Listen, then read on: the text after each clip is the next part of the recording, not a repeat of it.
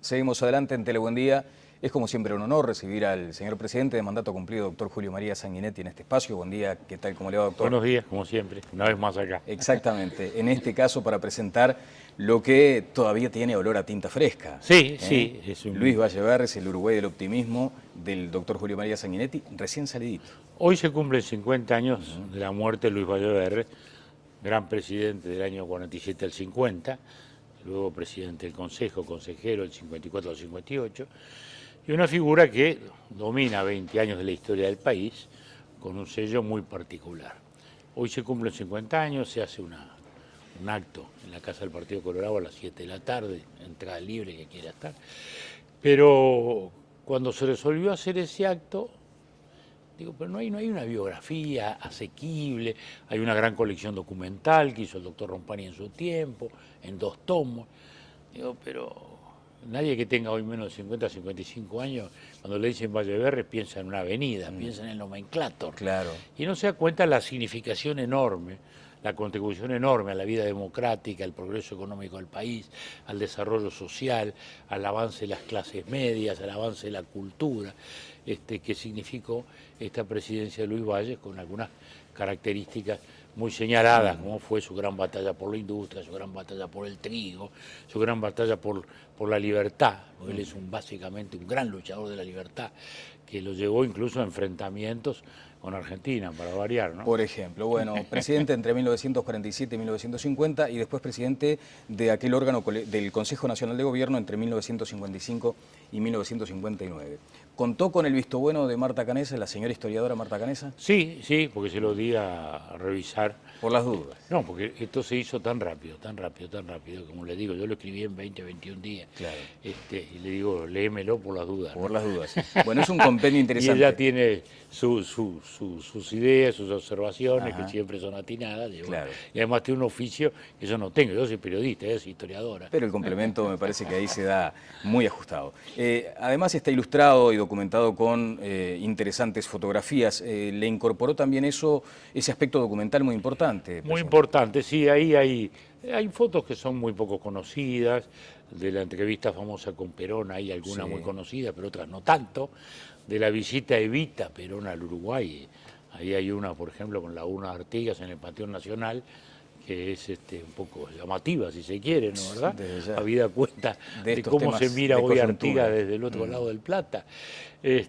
Hay fotos, por ejemplo, también del jubileo artiguista del año 50, que se organiza una extraordinaria celebración, la más grande que se ha hecho desde el punto de vista histórico, patriótico en el Uruguay. Yo desfilé, desfilamos 23.000 estudiantes de secundaria y de institutos normales. Fueron 3 días. El 21 de septiembre fue el desfile de los estudiantes hasta el cementerio central, donde está la urna. Al día siguiente la urna se trasladó por 18 de julio, en un tanque militar, por Ayaguarón, 18 de julio, hasta el obelisco. Ahí se veló toda esa tarde y esa noche, y al otro día hubo un formidable desfile militar. Allá vinieron 7 delegaciones de ejército. El ejército brasileño vino en un barco, el duque de Caxias, ¿no? La delegación de Colombia vino también en un buque propio.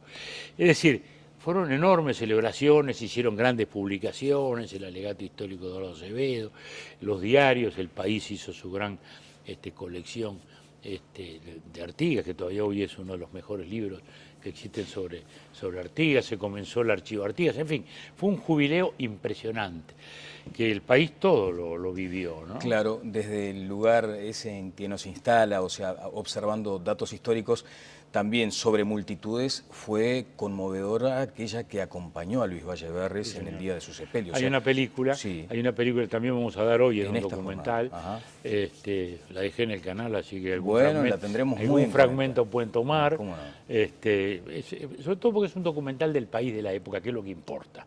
Es decir, Luis Valle es, como se titula el libro, el Uruguay del optimismo. Sí, después un Uruguay con fe, un Uruguay consciente de sus posibilidades, creyente de que todo le era posible, digamos, a veces con acierto, a veces con exageración.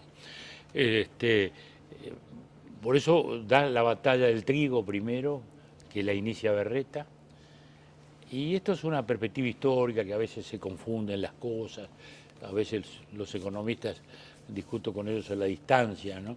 Porque dicen, no, bueno, pero se protegió demasiado el trigo. Bueno, yo recuerdo el Uruguay solo con pan negro, porque no había trigo, ¿no? Entonces hubo que desarrollar la agricultura con un enorme impulso del Estado y la tecnificación. Cuando va Berreta a Estados Unidos, la compra de máquinas, Luis Valle sigue con la batalla del trigo. Bueno, más tarde después nos enfrentamos con el proteccionismo norteamericano, que regalaba el trigo prácticamente. Lo mismo pasa con la industria, digamos. La industria es un gran avance, sobre todo en el desarrollo social, ¿no? Porque la industria genera salarios más elevados, forma gente para el trabajo industrial en aquellos años, el trabajo textil, con una enorme lucha. La lucha de Luis Valle es por defender la industria, por eso va a Estados Unidos, la disputa con Europa frente al proteccionismo. Después, si me permite, le voy a consultar respecto a algunas críticas que se hicieron de ese vallismo, ¿Cómo no? vinculadas, por ejemplo, también a aquel crecimiento del Estado o lo que hoy se puede llegar a conocer como clientelismo, o de pronto también la saturación de cargos No, públicos. clientelismo y ahora que se nombraron 56.000 personas. Bueno, de eso, si le parece, hacemos un Eso sí es comentario. clientelismo.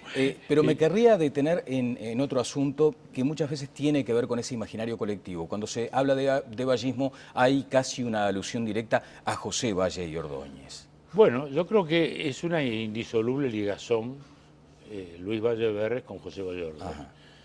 Que es una continuidad, El digamos. historiador del IA le habló de neovallismo. Yo creo que es una continuidad histórica, pues son las mismas ideas.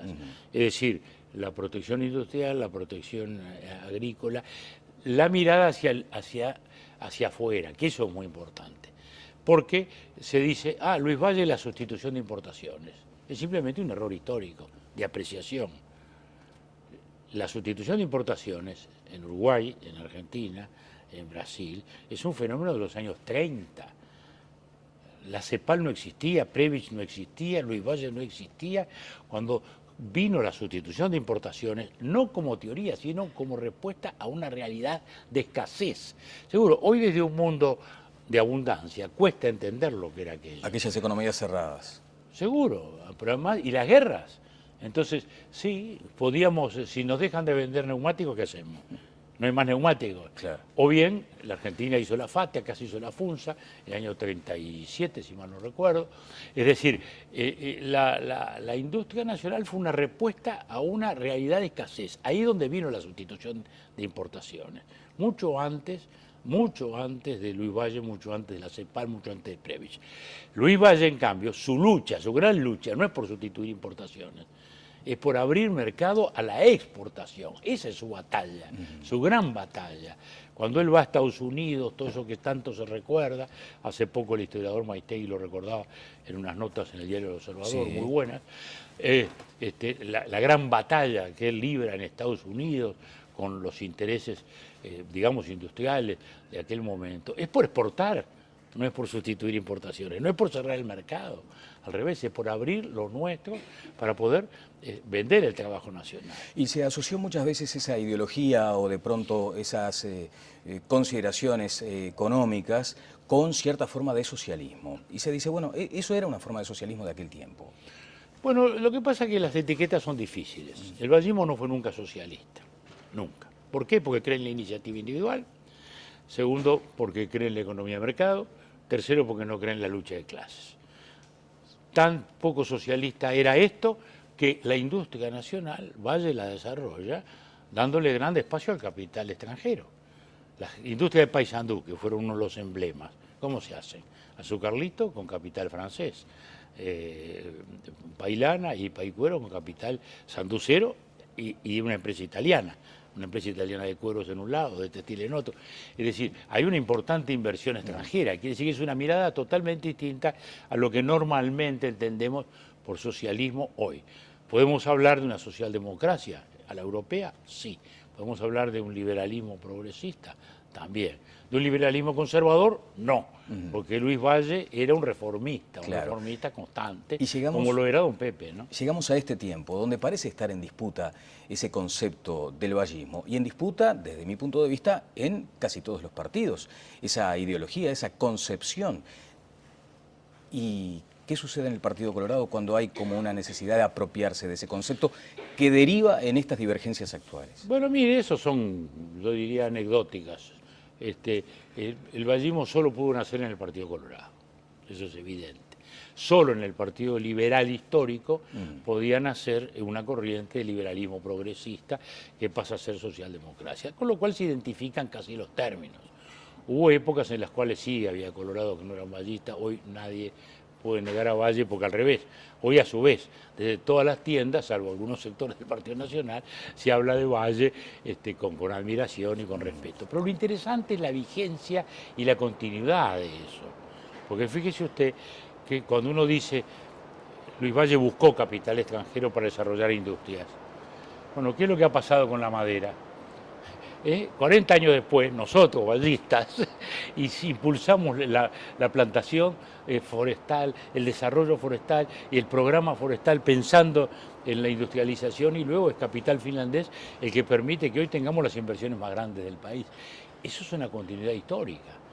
Alguna gente dice, no, pues se protegió demasiado lo textil. Bueno, pasados los años, las cosas cambiaron para los textiles, no en el Uruguay, en el mundo. La gran textil inglesa, ¿no? Los famosos casimires ingleses de Leeds, bueno, no están más. Los grandes tejidos de moda italianos de Biella, que era una ciudad de la lana, ¿no? Bueno, hoy no está más, hoy es otra cosa. Pero, sin embargo, la batalla industrial no ha terminado, la batalla industrial está vigente.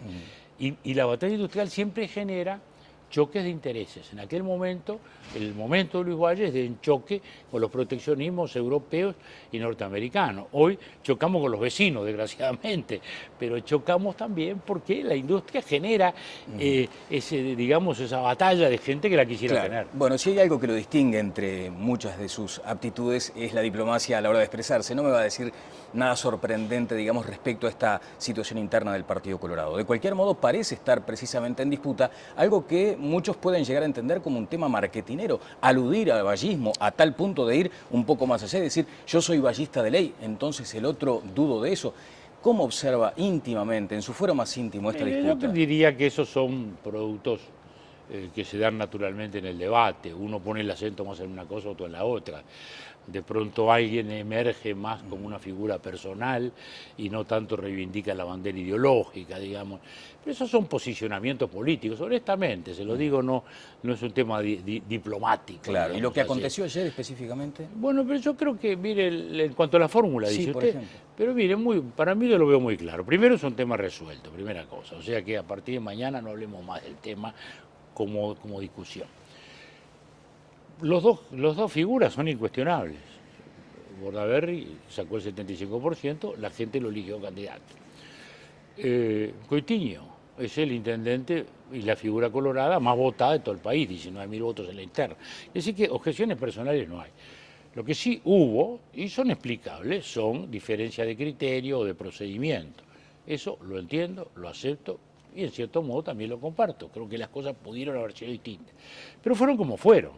Y en todo caso no se trata de un tema de principio ni de quemar banderas, sino de mirar hacia adelante. Y hoy el partido tiene que estar en esas batallas, en las cuales tiene a su vez una claridad que otros partidos no tienen. En seguridad pública, el Partido Colorado tiene una posición muy clara, muy nítida, que no la tiene el Frente Amplio y que de rato no la tienen otros. En materia de marihuana y de drogas también, claro.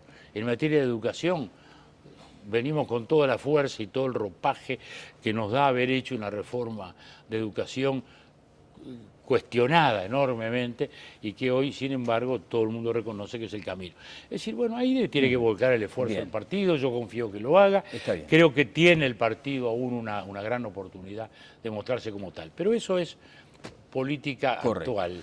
Política actual. Lo importante es que la política actual están vigentes estos detalles también. Pero cuando usted mira el libro... Cuando usted escribe esto, ¿no tiene también esa vocación de reivindicar, de reverdecer algunas ideas de aquel viejo Partido Colorado? No, pero es que yo las siento frescas. Es como le digo, la batalla industrial la libró Luis Valle.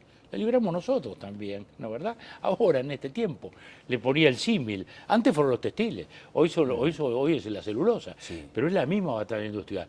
La batalla social, lo mismo, la batalla educativa. Bueno, Luis Valle pobló de escuelas rurales el país, es el más momento de la expansión máxima de la escuela rural uruguaya. Bueno, eso también lo sentimos.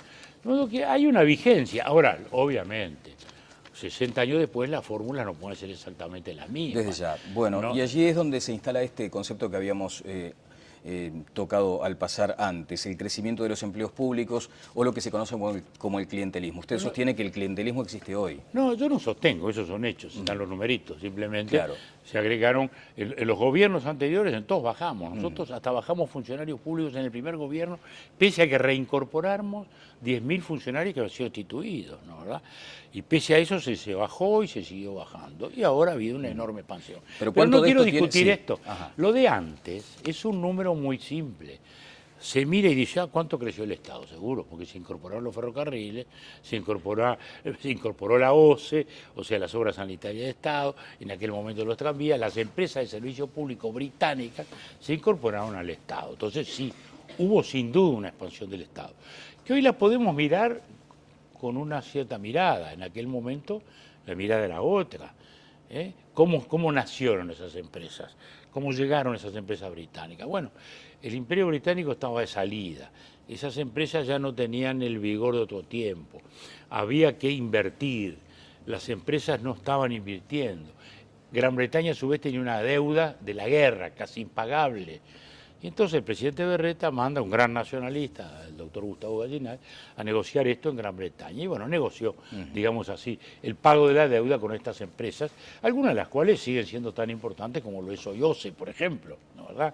Otras menos, como hubo que transformar, pero una cosa es el ferrocarril de hoy, con las carreteras de hoy, con el desarrollo automotor de hoy, y otra cosa era el ferrocarril del año 49-50. También en aquel caso, claro, ¿no? en aquel caso hubo una respuesta a aquel tiempo, digamos, con Natural. con esta estrategia. Y que dieron sus resultados, porque el error es creer que lo que hoy no sostenemos, y estuvo bien en su tiempo, fue inocuo. No fue inocuo. La industria uruguaya levantó el nivel de la clase trabajadora del país. Levantó el nivel. Y esa levantada, esa construcción de clase media siguió. Luego fueron cambiando los roles, ¿no? Pero eso pasó también en el interior del país, porque la industria no fue solo revolucionaria en Montevideo, en la calle Veracierto, ¿no? En la avenida Veracierto. Claro. También lo fue en Paysandú, lo fue en Colonia. El presidente Valleverres, usted lo indica acá en el libro, tuvo un fuerte anclaje en Montevideo, una muy fuerte proyección de su figura, y allí con la conformación de aquellos tradicionales clubes políticos. Exacto. Clubes políticos que después el propio Partido Colorado ha asumido como que perdió en esa batalla. Bueno, no es que se perdió, pasaron los tiempos. Pasaron los tiempos. La virtualidad, No, pero seguro, es lógico. Antes la gente iba a conocer al político, al club político, a tomar contacto con él. Cuando yo era muchacho, o niño, digamos así, adolescente, aquel será fulano, decíamos. Y lo único que veíamos era una foto bastante desteñida en un diario que no imprimía bien. Es decir, el club político era expresión de aquella época.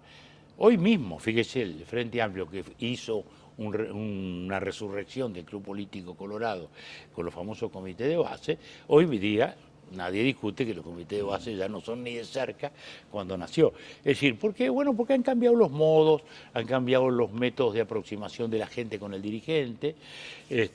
Hoy, como le digo, hoy está, ¿viste? Ya con la lluviecita, la gente hoy está desayunando, tomando mate, o con la cama, y me está viendo a mí hablando de todas estas cosas y lo está viendo usted interrogar. Esto antes no existía. Estaban las radios, que son muy importantes. Por ejemplo, de hecho, él nació mucho en la radio, ¿no? Sin duda, porque Valle crece ahí. Valleverres crece ahí, con la lucha de la defensa de la República Española, la causa de los aliados durante la Segunda Guerra Mundial, contra los neutralismos, la causa de la creación del Estado de Israel, que él la sostiene mucho antes de lo que fue Naciones Unidas, digamos, ¿no? Bueno, y también con ese acento tan particular que tenía sobre lo que usted acaba de mencionar, esa capacidad que tenía Uruguay como pequeño país de insertarse económicamente en el mundo. Ahora tenemos una reunión importante aquí en Brasil y luego a la que usted acudirá mañana, que es el del Círculo de Montevideo, que siguió funcionando y con prestigiosas figuras convocadas para mañana. Sobre los BRICS, un comentario, presidente. Mire, lo de los BRICS yo diría que fue una sigla publicitaria y que sigue siéndolo. Es decir, son realidades muy disímiles. O sea, hoy está vacía de contenido esa sigla. Vacía no, yo diría que son contenidos importantes cada uno por sí mismo. Lo que no creo es que sean una representación de un interés homogéneo. Que se amalgamen en Seguro, uno puede decir los países desarrollados, sí, se parecen mucho, pero hoy China se parece poco a la India, pese al tamaño de ambos, ninguno de los dos es comparable a Rusia, Brasil es otra realidad, son realidades muy distintas, por eso no creo que en sí sea un movimiento. No está de más que haya, sí, conexiones, no está de más que los estados que hoy han crecido tengan un modo de relacionamiento. ¿Y la creación de un banco de desarrollo? Esas son buenas cosas siempre.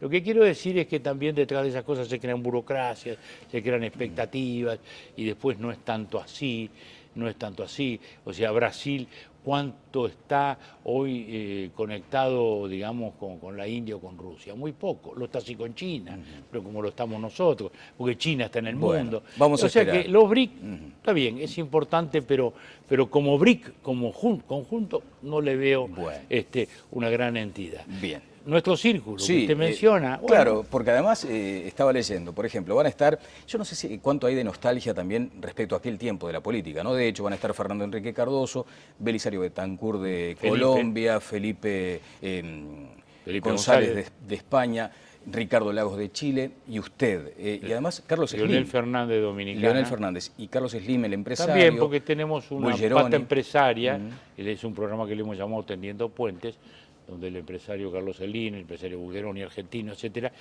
los hemos traído porque aportan a la discusión. Son visiones distintas a las que podemos tener nosotros. ¿Y hay margen para nostalgia de aquella política, presidente? No, yo creo que siempre hay que mirar para adelante. Nosotros no estamos mirando hacia atrás. Ni Felipe está mirando la España de la transición que él presidió, ni yo estoy mirando nuestra transición. Aquel cambio en paz. Yo ya me dediqué a ella, ya la tengo en la historia, la escribí y lo que espero que sirva de algún modo, no sé si de ejemplo, pero sí de inspiración para las generaciones nuevas, digamos, pero uno lo que está mirando hacia adelante. Bien. Yo hoy mis preocupaciones y las de nosotros pasan por ahí. ¿En qué vamos a centrar el debate en este momento? Trabajo y democracia. ¿Por qué? Porque la gran revolución tecnológica está dejando sin trabajo a un montón de gente, la capacitación se hace vital, la educación se hace vital, han cambiado, hay empleos que se están desapareciendo rápidamente, ¿no? Hasta el obrero industrial de línea de montaje está desapareciendo, ¿no? Acá mismo tenemos este debate estos días entre las telefonistas de los taxis, de los radiotaxis, y los claro.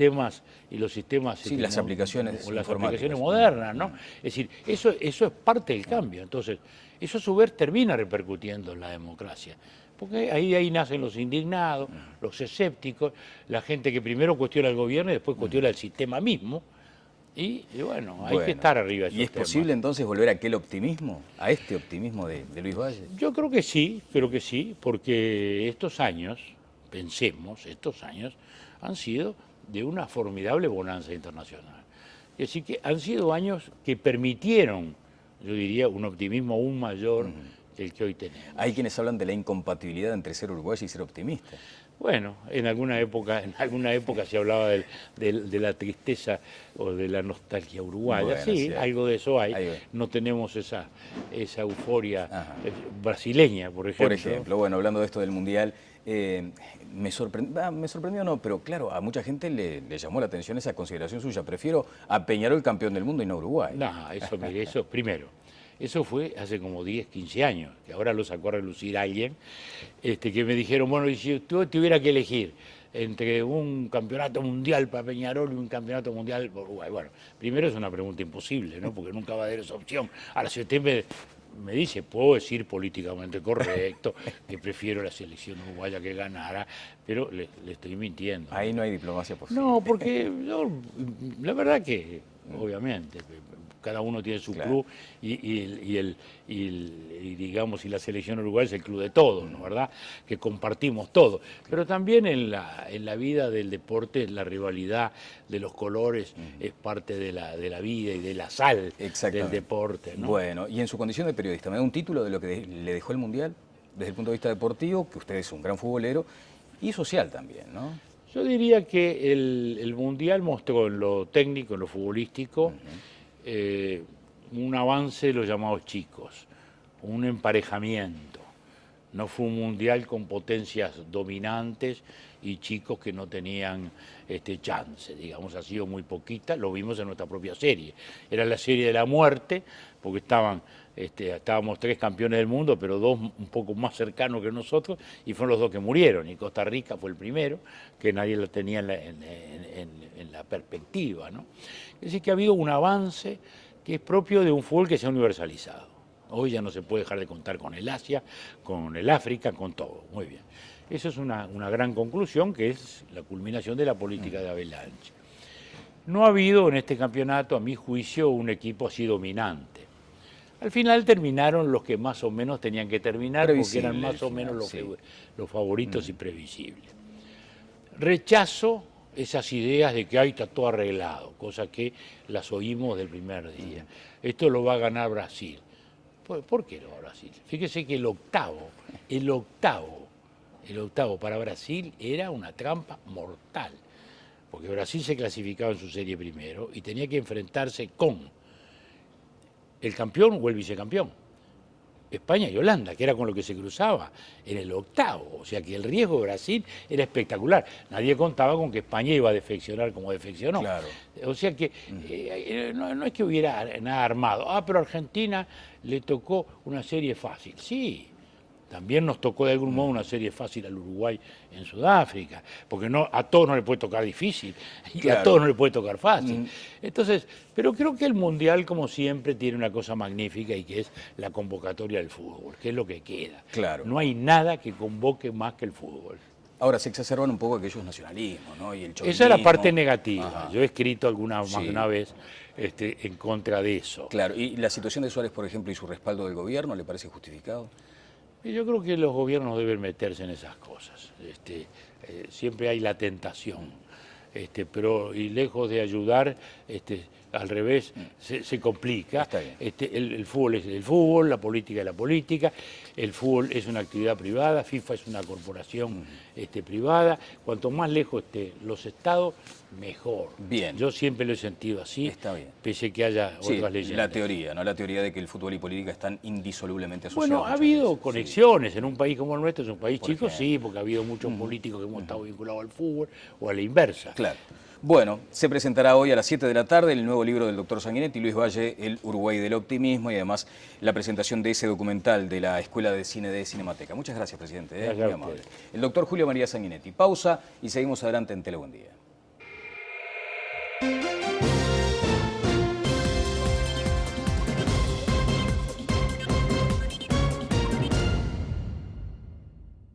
¿Contó con el visto bueno de Marta Canessa, la señora historiadora Marta Canessa? Sí, porque se lo di a revisar. Por las dudas. No, porque esto se hizo tan rápido, como le digo, yo lo escribí en 20, 21 días. Claro. Y le digo, léemelo por las dudas. Por las dudas. Bueno, es un compendio interesante. Y ella tiene sus ideas, sus observaciones, Ajá. que siempre son atinadas. Y, Claro. y además tiene un oficio que yo no tengo. Yo soy periodista, ella es historiadora. Pero el complemento me parece que ahí se da muy ajustado.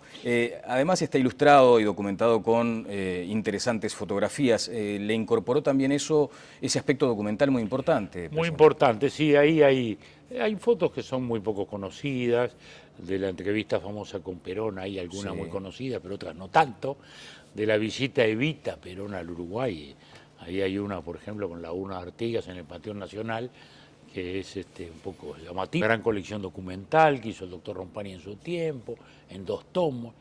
Digo, pero nadie que tenga hoy menos de 50, 55 años, cuando le dicen Valleverres, piensa en una avenida, piensa en el nomenclátor. Claro. Y no se da cuenta la significación enorme, la contribución enorme a la vida democrática, al progreso económico del país, al desarrollo social, al avance de las clases medias, al avance de la cultura, que significó esta presidencia de Luis Valles, con algunas características muy señaladas, como fue su gran batalla por la industria, su gran batalla por el trigo, su gran batalla por la libertad, porque él es básicamente un gran luchador de la libertad, que lo llevó incluso a enfrentamientos con Argentina, para variar, ¿no? Por ejemplo, bueno, presidente entre 1947 y 1950 y después presidente de aquel órgano del Consejo Nacional de Gobierno entre 1955 y 1959.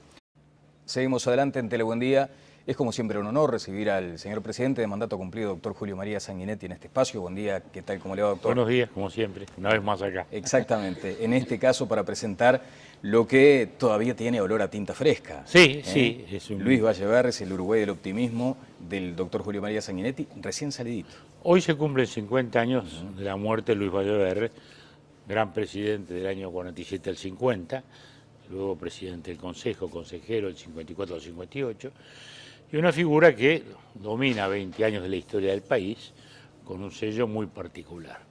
Hoy se cumplen 50 años, se hace un acto en la Casa del Partido Colorado a las 7 de la tarde, entrada libre que quiera estar, pero cuando se resolvió hacer ese acto, digo, pero no hay una biografía asequible, hay una, si se quiere, ¿no, verdad? Habida cuenta de cómo se mira hoy Artigas desde el otro lado del Plata. Hay fotos, por ejemplo, también del jubileo artiguista del año 50, que se organiza una extraordinaria celebración, la más grande que se ha hecho desde el punto de vista histórico, patriótico en el Uruguay. Yo desfilé, desfilamos 23.000 estudiantes de secundaria y de institutos normales. Fueron 3 días. El 21 de septiembre fue el desfile de los estudiantes hasta el cementerio central, donde está la urna. Al día siguiente la urna se trasladó por 18 de julio en un tanque militar, por Ayaguarón, 18 de julio, hasta el obelisco. Ahí se veló toda esa tarde y esa noche, y al otro día hubo un formidable desfile militar. Allá vinieron 7 delegaciones de ejército. El ejército brasileño vino en un barco, el duque de Caxias, ¿no? La delegación de Colombia vino también en un buque propio. Es decir, fueron enormes celebraciones, se hicieron grandes publicaciones, el alegato histórico de Eduardo Acevedo, los diarios, El País hizo su gran colección de Artigas, que todavía hoy es uno de los mejores libros que existen sobre Artigas. Se comenzó el archivo Artigas, en fin, fue un jubileo impresionante, que el país todo lo vivió, ¿no? Claro, desde el lugar ese en que nos instala, o sea, observando datos históricos, también sobre multitudes, fue conmovedora aquella que acompañó a Luis Valleverres, sí, en el día de su sepelio. Hay una película, sí, hay una película que también vamos a dar hoy en un documental,